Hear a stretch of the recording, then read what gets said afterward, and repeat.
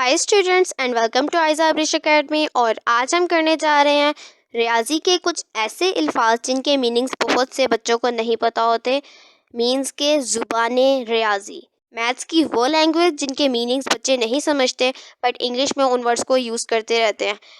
Concept होता भी है और कुछ स्टूडेंट्स को तो कंसेप्ट भी नहीं होता और वह ऐसे ही उन वर्ड्स को यूज़ कर रहे होते हैं। यही वजह होती है जिसकी वजह से कि कोई भी डेफिनेशन आती है तो आपको उसकी डेफिनेशन का मतलब नहीं पता होता और आप डेफिनेशन नहीं लिख पाते सही से। तो आज मैं आप लोगों को वो वर्ड सिखाने जा रही हूँ। काइंडली स्टार्ट करने से पहले आप लोग मेरी वीडियो को लाइक भी कर दें और मेरे चैनल पे अगर आप लोग नए हैं तो मेरे चैनल को सब्सक्राइब कर दें, ठीक है। तो चलिए स्टार्ट करते हैं। अब यहाँ पे फर्स्ट वर्ड आप लोगों को नज़र आ रहा है, वो है ट्रांसपोज। ट्रांसपोज मीन्स एक से ज़ायद चीज़ों को दूसरी जगह पे रखना, यानी कि कोई भी चीज़ है आपके पास, ठीक है, आप उसको रिप्लेस कर दें, किसी और जगह पे रख दें। इट्स मीन कि आपने क्या किया, उस चीज़ का ट्रांसपोज ले लिया, ठीक है, उसको ट्रांसपोज कर दिया आपने।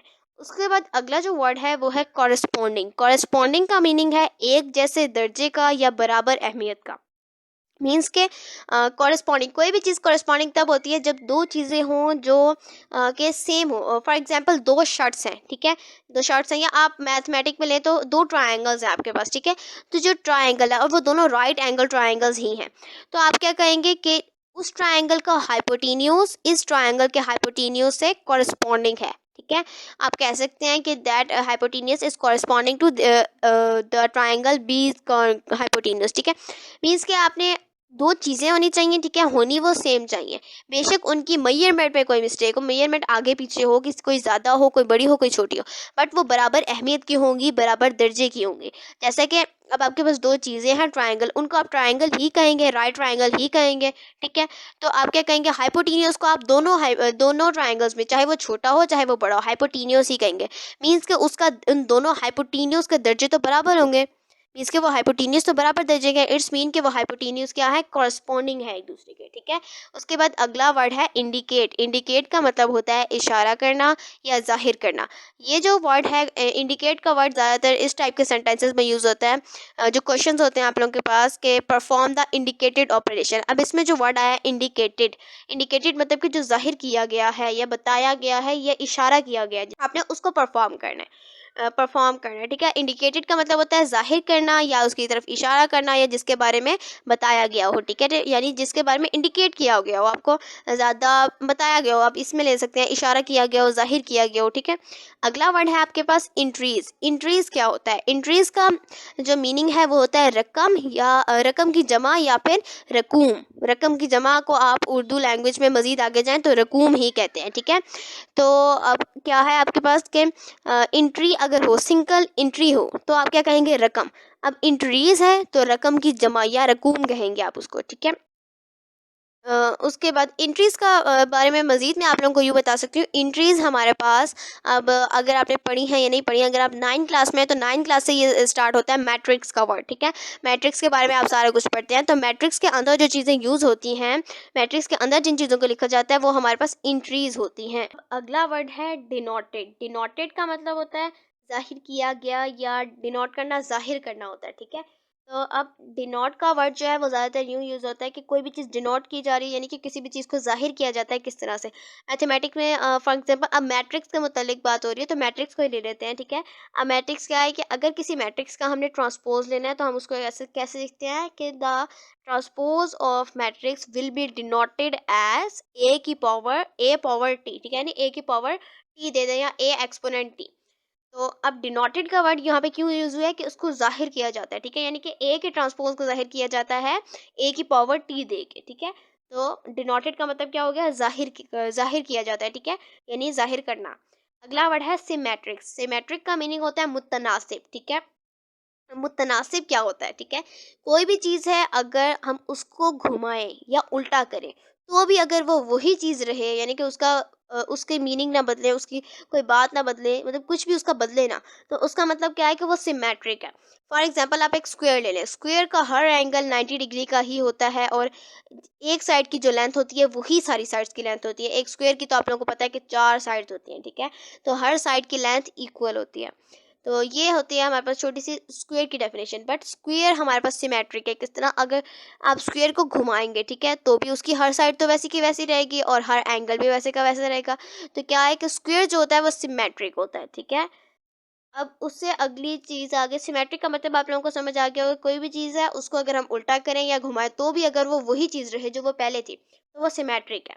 उसके बाद अगला वर्ड है रिस्पेक्टिवली। रिस्पेक्टिवली मीन्स के हस्बे तरतीब, मतलब तरतीब के लिहाज से, रिस्पेक्टिवली हस्बे तरतीब या तरतीब के लिहाज से।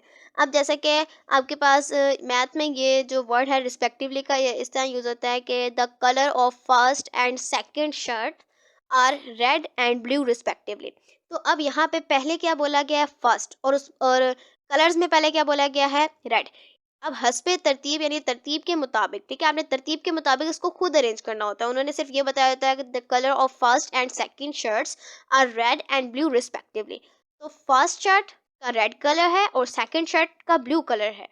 पहले उन्होंने जो चीज़ बोली है, दूसरी बार जो चीज़ बताई गई है उसकी क्वालिटी बताई गई है या क्वांटिटी बताई गई हो, तो वो भी जो फर्स्ट चीज़ है उसको फर्स्ट चीज़ का ही नाम देंगे। फॉर एग्जांपल अब मैंने आपको जो एग्जांपल दिया है उसमें क्या था? फर्स्ट और सेकंड शर्ट्स थी और रेड और ब्लू कलर थे। पहले फर्स्ट बताया गया था और फिर सेकंड, और फिर पहले रेड बताया गया था और बाद में ब्लू। तो पहले आपके पास फर्स्ट बताया गया था और पहले साथ में क्या बताया गया था? रेड। तो फर्स्ट जो शर्ट है उसका कलर क्या है? रेड। उसके बाद जो नेक्स्ट शर्ट थी, सेकंड शर्ट बताई गई थी और सेकंड और नेक्स्ट पे आपको कलर बताया गया था ब्लू। तो मतलब कि सेकंड शर्ट ब्लू कलर की है। रिस्पेक्टिवली का मतलब होता है तरतीब के मुताबिक या तरतीब के लिहाज से आपने उसको खुद देना होता है, ठीक है। अगला पेज टर्न करते हैं। अब यहाँ पे आपके पास फर्स्ट वर्ड है स्क्यू। स्क्यू का मतलब होता है तिरछा या टेढ़ा, ठीक है। मीन्स के स्क्यू कर देना यानी कि टेढ़ा कर देना, घुमा देना एक तरह से, ठीक है। और स्क्यू का वर्ड जो आपके पास यूज़ होगा मतलब टेढ़ा करना या घुमा देने से यूज़ होगा। और ज़्यादातर स्क्यू को आप इस वे में ले सकते हैं कि वो चीज़ आपके पास सीधी थी, ठीक है, या 180 डिग्री के एंगल पे थी या 90 डिग्री के एंगल पे थी। तो आपने क्या किया? उसको घुमा दिया 75 डिग्री के एंगल पे लेके, मीन्स के डायगोनल रे में ले गए, तो आप उसको स्क्यू कह सकते हैं। जो डायगोनल में आप ले जाएं किसी चीज़ को तो आप उसको स्क्यू कह सकते हैं, ठीक है, एक तरह से कह सकते हैं। बट स्क्यू का जो रियल मीनिंग आप लेंगे उसका मतलब होता है तिरछा या टेढ़ा या घुमाया घुमाया जाना है किसी चीज़ को, ठीक है। स्क्यू कर दिया मैंने इस चीज़ को, घुमा दिया है। अगला वर्ड है वेरीफाई। वेरीफाई का मतलब होता है तस्दीक करना या साबित करना। अब साबित करने से तो आपको मतलब पता चल गया कि प्रूव कर देना किसी चीज़ को, ठीक है, प्रूव कर देना, साबित कर देना, वेरीफाई कर देना। उसका फ्री वेरीफाई का मतलब ये होता है प्रूव करना या साबित करना।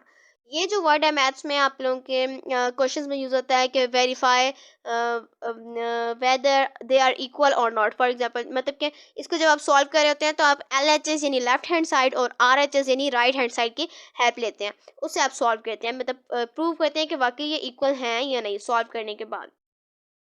तो वेरीफाई का मतलब आई होप कि आप लोगों को समझ आ गया होगा। वेरीफाई का मतलब होता है साबित करना, ठीक है, प्रूव करना किसी चीज़ को। अगला वर्ड है कंफर्मेबल। कंफर्मेबल मीन्स यकसां या मुफीद, यानी कोई भी चीज़ आपके लिए यकसां है, मुफीद है, फ़ायदेमंद है। अब कंफर्मेबल का वर्ड आपके लिए किस चीज़ के लिए यूज़ होगा? फॉर एग्जाम्पल आपके पास कोई भी चीज़ बताई गई है, मतलब कंफर्मेबल का मतलब होता है मुफीद। अब यहाँ पे मैं अगर मैट्रिक्स के मुतालिक शुरू आ गई, ठीक है, तो मैट्रिक्स वाले चैप्टर में 9 क्लास में जो स्टार्ट हो रहा है, फर्स्ट चैप्टर या 9 क्लास का मैट्रिक्स, ठीक है। तो उसमें क्या है, मैट्रिक्स का वर्ड जो है वो यूज़ होता है मैट्रिक्स के चैप्टर में। ये जो कंफर्मेबल का वर्ड है ये यूज़ होगा कि are these matrices are conformable for addition, conformable for multiplication, यानी कि क्या वो मल्टीप्लाई करने के काबिल हैं, क्या उसके मुफीद हैं। कंफर्म का मतलब होता है कंफर्मेबल का मतलब आप काबिल भी ले सकते हैं, ठीक है, काबिल है, एबल है, कंफर्म एबल, एबल से निकला है वर्ड कंफर्म, मतलब कि कंफर्म एबल, एबल मीन्स कि काबिल, और कंफर्म मतलब कि कंफर्म आप कहते हैं कि पुख्ता या पक्का, यानी कि क्या सही में कंफर्म है, क्या आपको पक्का है या क्या आपको सही पूरी तरह से पता है। तो इसको मिला के आप पक्का और काबिल को मिला के आप क्या ले सकते हैं, एक वर्ड ले सकते हैं मुफीद, फ़ायदेमंद है जो आपके लिए, ठीक है। तो क्या वो दोनों मैट्राइसेस आपस में एडिशन के काबिल हैं या एडिशन के लिए मुफीद हैं, ठीक है। इस तौर पे आप कंफर्मेबल का वर्ड यूज़ करते हैं मैथमेटिक्स में। अगला वर्ड है ऑपरेशन। ऑपरेशन मीन होता है अमल करना, ठीक है। ऑपरेशन का वर्ड अब इंग्लिश में किसी और तौर पे यूज़ होगा, बट मैथमेटिक्स की लैंग्वेज में मैं आप लोगों को बता रही हूँ। तो ऑपरेशन का मतलब होता है अमल करना, ठीक है। कोई भी जैसे कि ये भी अब उसी सेंटेंस में आ जाएगा, परफॉर्म द इंडिकेटेड ऑपरेशन, ठीक है। मतलब कि उन ऑपरेशंस को, उन अमल को परफॉर्म करें, उस अमल को अदा करें जो कि आपको बताया गया है, इंडिकेट किया गया यानी जाहिर किया गया, ये जो जिसकी तरफ इशारा किया गया है। ऑपरेशन का मतलब होता है अमल करना। इंग्लिश में इसका मीनिंग आप लेते हैं, ऑपरेशन का मतलब जुराही के तौर पे ले लेते हैं, ठीक है। बट उर्दू में आप किस तरह से लेंगे, सॉरी मैथ्स में आप किस तरह से लेंगे इसका वर्ड, ऑपरेशन मीन्स के अमल करना, ठीक है। अगला वर्ड है परफॉर्म। परफॉर्म मीन्स के अदा करना या पूरा करना। कोई भी चीज़ है परफॉर्म करनी है आपने, फॉर एग्जाम्पल कुछ भी परफॉर्म करना हो आपने, ठीक है। Anything you want to perform. Perform का मतलब होता है अदा करना या पूरा करना, ठीक है। उसके बाद है अगला वर्ड कंसीडर। कंसीडर का मतलब होता है समझना या गौर करना या फ़र्ज करना। अब आपने कोई भी चीज़ कंसीडर किया, ठीक है। अब यहाँ पे मैथ्स में ये यूँ यूज़ हो जाता है, बहुत से क्वेश्चंस के सॉल्यूशन में ये वर्ड यूज़ होता है consider. Consider x is equal to 3, x is equal to 2, x is equal to 1। मतलब कि एक्स को 1 के इक्वल समझे, या एक्स को 1 के इक्वल फ़र्ज करें, या एक्स को 1 के इक्वल गौर करें एक्स पे कि एक्स 1 के इक्वल है, ठीक है। या ये वर्ड हम कंसीडर का वर्ड इंग्लिश में हम यूज़ करते हैं गौर करने के तौर पे, बट मैथ्स में ज़्यादातर कंसीडर का वर्ड समझने या फ़र्ज करने के तौर पे यूज़ होता है। फॉर एग्जांपल जैसे मैंने अभी आप लोगों को बताया, consider x is equal to 3, x is equal to 2, या x is equal to anything, ठीक है। तो वो आपके पास क्या हो जाएगा, कंसीडर, गौर समझना या फ़र्ज करना। गौर करना जो है वो ज़्यादातर इंग्लिश के मीनिंग्स में यूज़ होगा। अगला वर्ड है वेदर। अब ये थोड़ा सा मतलब के कॉम्प्लिकेटेड टाइप सा वर्ड है। वेदर का मतलब है ख्वाह या अगरचे, मीन्स के अब ये जो वर्ड है ये सेंटेंसेस में इस तरह यूज़ होता है कि वेरीफाई, जैसे मैंने भी बताया, verify whether it is true और नॉट, यानी कि आप तस्दीक करें, ख्वाह या अगरचे बोल सकते हैं, ठीक है। ख्वाह ये ठीक है, ख्वाह ये दुरुस्त है या गलत, या तस्दीक करें ख्वाह ये सही है या गलत, तस्दीक करें अगरचे ये सही है या गलत, ठीक है। वेदर का वर्ड जो है वो ख्वाह या अगरचे के मीनिंग में यूज़ होता है, ठीक है। अगला वर्ड है डायमेंशन। डायमेंशन का मीन है अर्ज, ठीक है। डायमेंशन का वर्ड वैसे तो ज़्यादातर यूज़ नहीं होता, बट ज्योमेट्री में, मैथमेटिक्स में आपका डायमेंशन का वर्ड यूज़ होगा। बट यहाँ पे डायमेंशन का जो मीनिंग है अर्ज, अर्ज का मतलब क्या होता है, ज़मीन। आप लोगों को सबसे पहले चीज़ तो ज़मीन आई होगी, बट मैथमेटिक्स में डायमेंशन का जो मीनिंग है अर्ज, अर्ज को आप इस तौर पे नहीं लेते, अर्ज को आप लेते हैं तो इस फ्लैट सरफेस के तौर पर, ठीक है। मतलब किसी भी चीज़ का सरफेस है, कोई भी सरफेस है तो आप उसको क्या ले लेंगे कि उसकी डायमेंशन, ठीक है, डायमेंशन के तौर पे ले लेंगे। For example 3 dimension, 2 dimension, shapes की डायमेंशंस होती हैं, ठीक है। अब जो 1 डायमेंशन शेप होगी वो बिल्कुल एक्यूरेट होगी, मतलब उसका आपको कोई जिस तरह रियल में नज़र आ रही थी वो वैसी नहीं नज़र आएगी। जो 2 डायमेंशनल चीज़ होगी उसमें थोड़ा सा आपको रियलिटी नज़र आएगी, बट जो 3 डायमेंशनल चीज़ होती है उसके अंदर आप चीज़ को देखेंगे तो आपको चीज़ की 3 चीज़ें, मतलब 3 जगह नज़र आ रही होगी। ऊपर वाली स्पेस नज़र आ रही होगी, ठीक है, फिर एक साइड और फिर दूसरी साइड नज़र आ रही होगी। इस तरह जिस तरह क्यूब होता है आपको नज़र आता है, ठीक है। उसके अगर आप एक कॉर्नर पे खड़े होकर देखें तो ऊपर वाली चीज़ नज़र आएगी एक साइड और तीसरी साइड। 3 डायमेंशनल जो चीज़ होती है ये मतलब आपके सब्जेक्ट रिलेटेड तो नहीं है, बट मैं आप लोगों को क्लियर कर देती हूँ। 3 डायमेंशन चीज़ होती है जो हमें नेक्ड आई से आपकी नज़र आती है, ठीक है। मतलब कि आपकी जो अपनी असली आई है यानी असली आँख है आपकी, उससे जो आप देख सकते हैं वो जो देखते हैं चीज़ वो आपकी 3 डायमेंशनल चीज़ें होती हैं, ठीक है। अगला वर्ड है एंगल। एंगल का मतलब होता है जाविया। जाविया आपके प्रोटेक्टर से आप लोग लेते हैं, आप लोगों को अंदाज़ा होगा, आई थिंक सो पता होगा, प्रोटेक्टर से आप लोग जाविया लेते हैं, एंगल लेते हैं। जैसे कि एंगल होता है 90 डिग्री का एंगल, 180 डिग्री का एंगल, 30 डिग्री का एंगल, ठीक है। ये तो बहुत कॉमन चीज़ है, आई होप कि आप लोगों को पहले भी पता होगी, बट अब ज़्यादा क्लियर होगी। अगला वर्ड है कोऑर्डिनेट। कोऑर्डिनेट का मतलब होता है हम रुतबा या एक जैसा। अब जैसे मैंने आप लोगों को पहले बताया था, एक हमारे पास वर्ड आया था पहले कॉरेस्पॉन्डिंग, एक जैसे दर्जे का या बराबर अहमियत का, बट अब ये वर्ड है कोऑर्डिनेट, हम रुतबा या एक जैसे। अब यहाँ वहाँ पे क्या था कि चाहे ट्रायंगल्स आपस में बड़े हों और छोटे हों, मतलब जो हमने कंसीडर किया था, मतलब जो मैंने आप लोगों को बताया था, एग्जाम्पल दी थी दो ट्रायंगल्स की एग्जांपल दी थी, बेशक उनके साइज इक्वल हो या ना हो, बट वो सेम टाइप के ट्रायंगल्स हो, ठीक है। बट यहाँ पे क्या है कि ट्रायंगल्स बिल्कुल एक्यूरेट एक जैसे होने चाहिए, ठीक है। अगर दो ट्रायंगल्स हम लेते हैं, उसकी एग्जांपल लेते हैं, तो ट्रायंगल्स की हर किस्म की लेंथ और हर किस्म का एंगल बिल्कुल इक्वल हो गया आपस में, तो हम कह सकते हैं उनको कि दीज ट्रायंगल्स आर कोऑर्डिनेट, ठीक है, दीज आर कोऑर्डिनेट ट्रायंगल्स, ठीक है। अगला वर्ड है, पेज टर्न कर लेते हैं, अगला वर्ड है हमारे पास कंसोलेशन। कैंसलेशन मीन तनसीख करना या मनसूख करना। अब तनसीख और मनसूख की उर्दू में आप लोगों को मीनिंग पता होना चाहिए। तनसीख क्या होता है? काट देना, ठीक है, ख़त्म कर देना, मनसूख कर देना, उसको रद्द कर देना, ठीक है। कंसलेशन मैथमेटिक्स में जो कैंसलेशन का मीनिंग है वो इस तरह से यूज़ होता है कि सिंप्लीफाई जब आप लोग कर रहे होते हैं, कोई भी वर्ड है आपके पास, मतलब कोई भी फ्रैक्शन आ जाती है, उसमें कंसलेशन ज़्यादातर होती है। जैसा कि 9/3 आपके पास एक फ्रैक्शन है, ठीक है। आपने इसकी कैंसलेशन करनी है, तो आप क्या करेंगे, नीचे से 3 को कट कैंसिल करेंगे, 1 ज़ा 3 1 ज़ा 3, और ऊपर से 9 है तो 3 टाइम 9, तो आपके पास क्या आ जाएगा, 3/1। इस चीज़ को मैथमेटिक्स में कैंसलेशन कहा जाता है, ठीक है। मतलब कि कट कर देना, एक दूसरे से कैंसिल कर देना चीज़ों को। अगला वर्ड है प्रॉपर्टी। प्रॉपर्टी का मतलब होता है खसूसियत। अब इसको इंग्लिश में मीनिंग देखें तो इंग्लिश में प्रॉपर्टी का मतलब आ जाता है जायदाद, बट मैथमेटिक्स में, क्योंकि हम मैथमेटिक्स की लैंग्वेज पढ़ रहे हैं, तो प्रॉपर्टी का मतलब होता है खसूसियत, यानी उस चीज़ में क्या ख़ास बात है। मतलब कि क्या ख़ास बात है, आप ख़ास बात ले लें, किसी भी चीज़ की ख़ास बात हो सकती है। द प्रॉपर्टी ऑफ मैटर, ठीक है, इस मैटर की खसूसियत, यानी इस मादे की खसूसियत, ठीक है, खासियत, यानी कि ख़ास बात क्या है उसमें। अगला वर्ड है ट्राइकोटोमी। ट्राइकोटोमी का मतलब होता है सलासी तकसीम या 3 हिस्सों में तकसीम कर देना, ट्राइकोटोमी, ठीक है। किसी भी चीज़ को आप 3 हिस्सों में तकसीम करेंगे, इसका मतलब क्या है कि वो आपने ट्राइकोटोमी परफॉर्म किया है, ठीक है। अगला वर्ड है रेडिकल। रेडिकल का मतलब होता है जज़र। जज़र का मीनिंग बहुत से बच्चों को हो सकता है ना पता हो, तो जज़र होता है अंडर रूट, जिसको हम कहते हैं, ठीक है। ख्वाह उसका इंडेक्स 2 हो, 3 हो, 4 हो या 5 हो, ठीक है, कोई भी इंडेक्स हो, बट वो क्या हो, जज़र, मतलब कि वो स्क्वायर रूट होना चाहिए। स्क्वायर रूट तो नहीं कहेंगे, अंडर रूट कहेंगे, ठीक है। अगला वर्ड है रेडिकेंड। रेडिकेंड का मतलब होता है जज़र के नीचे वाली रकम। अब जज़र क्या होता है, अंडर रूट के नीचे जो रकम पाई जा रही होती है, उसको आप, मतलब कोई भी वैल्यू पाई जा रही है, तो उसको आप क्या कहते हैं, रेडिकेंड। मतलब रेडिकल, अंडर रूट, और इस रेडिकल के अंदर, यानी कि अंडर रूट के अंदर जो चीज़ पाई जा रही है, यानी उसके नीचे पाई जा रही है, वो क्या होती है, रेडिकेंड। अगला वर्ड है एक्सप्रेशन। एक्सप्रेशन का मतलब क्या होता है, रियाजी की इलामात का मिलकर एक जुमला बनाना। अब इंग्लिश में इंग्लिश के तौर पे इसका मीनिंग निकालें तो एक्सप्रेशन का मतलब बनता है इजहार, बट यहाँ पे एक्सप्रेशन का मतलब क्या बनेगा, मैथमेटिक्स में जो मैथ्स है उसके साइंस का और साथ में कॉन्स्टेंट्स का मिलकर एक स्टेटमेंट बना देना, उसको आप एक्सप्रेशन कहते हैं, मैथमेटिकल एक्सप्रेशन, ठीक है। अगला वर्ड है एक्सपोनेंट। एक्सपोनेंट का मतलब होता है कुव्वत या ताकत या पावर। पावर के तौर पे आप इसको ले सकते हैं। एक्सपोनेंट का मतलब ये होता है, अगर कोई भी चीज़ है उसकी पावर है, 2 की पावर 7 है, 2 की पावर 2 है, ठीक है, 2 की पावर 3 है। पावर आप लोगों को आई होप के पता होगा।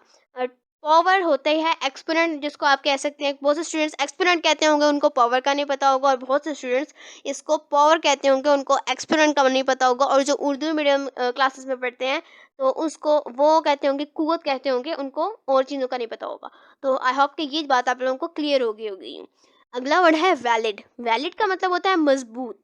मजबूत, या हम मजबूत में ले लें या ताकतवर में तो नहीं ले सकते, बट मैथमेटिक्स में आप वैलिड का मतलब मजबूत ले लेंगे। अगला वर्ड है इवेलुएट। इवेलुएट का मतलब होता है कीमत लगाना। इवेलुएट का वर्ड यूँ यूज़ होता है आपके सेंटेंसेस में, क्वेश्चंस में यूज़ होता है, इवेलुएट द फॉलोइंग एक्सप्रेशंस, ठीक है। नीचे जो आपके पास दिए गए हैं मैथमेटिकल स्टेटमेंट्स या मैथमेटिकल एक्सप्रेशंस, उनमें आपने क्या करना है, इवेलुएट करना है, उनमें आपने वैल्यूज़ लगानी है, ठीक है। और साथ में आप लोगों को वैल्यूज़ बताई होती है। If x is equal to this one, मतलब कि x की वैल्यू कुछ भी बताई होगी, y की वैल्यू भी कुछ भी बताई होगी, और नीचे आपको दिया होगा x square y plus x y et cetera by G, ऐसे कुछ दिया होगा। तो आपने उसको सॉल्व करना होगा, ये कि x की वैल्यू लगा के, ठीक है। अगला वर्ड है सिमुलटेनियसली। सिमुलटेनियसली का मतलब होता है साथ साथ, ठीक है। मीन्स कि जो कांस्टेंट रफ्तार से, कांस्टेंट स्पीड से साथ साथ चल रहा हो, यानी कि ना वो ज़्यादातर देर कहीं रुके, ना वो ज़्यादा देर चले। मीन्स कि अगर वो 1 मिनट में 3 मिनट पर सेकंड की रफ्तार से चल रहा है, तो यूं ही चलता रहे वो यूं, ठीक है। तो उसको कहते हैं सिमुलटेनियसली, साथ साथ। अगला पेज टर्न कर लेते हैं। अब यहाँ पे फर्स्ट वर्ड है इंटीजर। इंटीजर मीन्स अदद या सही। इंटीजर का वर्ड जो है वो मैथमेटिक्स में यूज होता है कि कोई भी आपके पास नंबर्स हैं, ठीक है, यानी कि हर नंबर, यूनिवर्सल नंबर जो जिसको कहते हैं, इंटीजर मीन्स के हर नंबर, जैसे कि 0, +1, +2, +3, जिसके साथ हम कोई भी साइन नहीं लगाते, 1 2 3 4 समथिंग, ठीक है, और 0 भी इंटीजर है, और 0 से पहले वाले नंबर जैसे कि -1 या -1 आप बोलते होंगे, -2, -2, -3 अप टू सो ऑन, ठीक है, तो सब के सब हमारे पास क्या होते हैं, इंटीजर्स होते हैं, ठीक है। अगला वर्ड है रिकरिंग। रिकरिंग मुतवाली या दोहराया जाना, ठीक है, मीन्स के कोई भी वर्ड है जिसको बार बार दोहराया जा रहा हो, रिकरिंग, ठीक है। रिकरिंग का वर्ड मैथमेटिक्स में यूँ यूज़ होता है कि आपके पास कोई भी मतलब आपके पास डिवीजन में कोई क्वेश्चन है, ठीक है, उसका आंसर आपके पास आ रहा है रिपीटिंग में, फॉर एग्जांपल 0.333333 आ रहा है, उसका मतलब है कि वो जो आपके पास है उसको आप उर्दू में कहेंगे वो मुतवाली है, मीन्स के वो रिपीट होने वाला है, बार बार दोहराया जाने वाला है। रिकरिंग का मीनिंग आप रिपीटिंग में ले सकते हैं, ठीक है। अगला वर्ड है लोगरिथम। लोगरिथम आप लोग अगर 9 क्लास में, 9 क्लास से नॉर्मल जो सिलेबस है उसमें 9 क्लास से लोगरिथम का वर्ड यूज़ होता है और वहीं से समझाया जाता है लोगरिथम क्या होता है। लोगरिथम हिसाब का एक कायदा होता है, यानी कि मैथ्स का एक सब्जेक्ट होता है प्रॉपर लोगरिथम, उसमें आपने लॉग्स लेने होते हैं, ठीक है।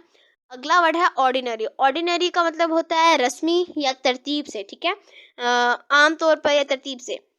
अब ऑर्डिनरी का वर्ड यूज़ होगा भाई, आप इसको ऑर्डिनरी मतलब के right the following numbers in ordinal form, ठीक है, यानी कि कुछ भी कर सकते हैं। ऑर्डिनरी का मतलब होता है तरतीब या रस्मी या नॉर्मल जिसको कह रहे हैं, ठीक है। अगला वर्ड है इक्विवेलेंट। इक्विवेलेंट का मतलब होता है बराबरी का। इक्विवेलेंट का मतलब आप बराबरी का ही में ले सकते हो कि इक्विवेलेंट होता है बराबर, ठीक है, या बराबरी का। अब दो चीज़ें हैं वो इक्विवेलेंट है एक दूसरे के, ठीक है। आप कहिए 6 is equivalent to 6, 6/x is equivalent to 6/x, ठीक है, कुछ भी कह सकते हैं, ठीक है। इसका मतलब है कि बराबरी का, इक्विवेलेंट का मीन्स आप यूँ ले सकते हैं, इक्वल की तरह ही इक्विवेलेंट है। आपको ये तो जाहिर है कि इक्वल के वर्ड से ही इक्विवेलेंट निकला है। अगला वर्ड है नोटेशन। नोटेशन का मतलब होता है इलामत नवेसी, ठीक है। नोटेशन का क्या मतलब होता है, इलामत नवेसी या इलामतें लगाना। अगला वर्ड है इलस्ट्रेट। इलस्ट्रेट का मतलब होता है शरह करना, शरह करना। शरह का मतलब, शरह को हम ले सकते हैं परसेंटेज में, यानी फीसद में।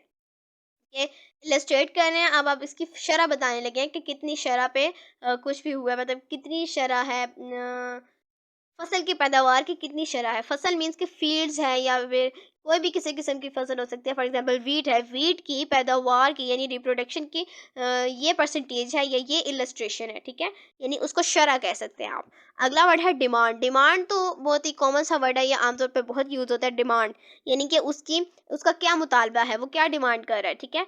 मुतालबा मीन्स कि उसकी क्या मांग है, वो क्या मांगना चाह रहा है, वो क्या मांग रहा है, डिमांड कर रहा है, क्या किस चीज़ की डिमांड कर रहा है।